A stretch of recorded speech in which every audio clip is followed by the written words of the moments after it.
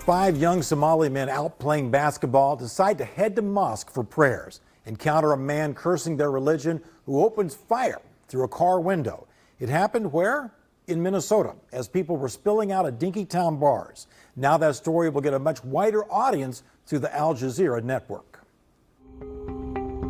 I tell him, why would you say such a thing? And he says, puts his head down to the window and says, I said, F Muslims, what are you going to do about it? Like, he was trying to provoke us, basically. So he said, F Muslims, what are you going to do about it? Yeah. It's been nearly 2 years, but the memory is still vivid for Abdirahman Hassan. I looked, I was like, what is that? And I realized it was a gun. Then, my eyes lit up with fear, and then I lost my composure. I was freaking out. A lot of thoughts going to my head. Am I really going to die? Is this how I really end? Why? As Hassan drove away from that Dinkytown intersection, bullets struck 2 of his passengers. Just like a war zone. Just hear a lot of bullets going to the car. And then I hear a bullet go right past my head. I hear my friend in the back saying, oh my God, I'm shot. I'm shot.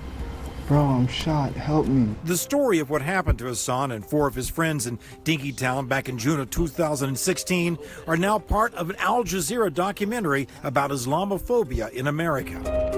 The Minnesota story of these young men was one of those stories they were interested in. And while they were here, another story developed, which is the story of the mosque being bombed. So those 2 stories became a feature in this documentary. For Jelani Hussein of the Council on American Islamic Relations in Minnesota, Al Jazeera's efforts to shine a light on this brand of hatred may help people leave the sidelines and come to the defense of their Muslim neighbors. A lot of people are not aware that, first of all, this is actually happening in the United States of America. In fact, it's not just average people, it's organizations who are mobilizing people to produce this hate, this acts of violence. Why did 3 men from Illinois drive so far and pass so many mosques to come and bomb a mosque in Bloomington? The judge cited Islamophobia as a motive. The documentary also points out that police arrested the gunman, Anthony Sawina, 3 weeks later.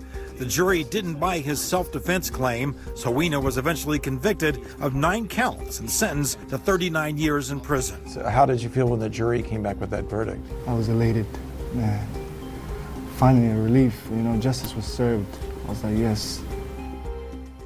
Abdirahman, he still has nightmares, the other victims still do, and a lot of them still aren't even willing to talk to us because they're still very distraught about it. Now, the man who was convicted in that case is appealing. We will be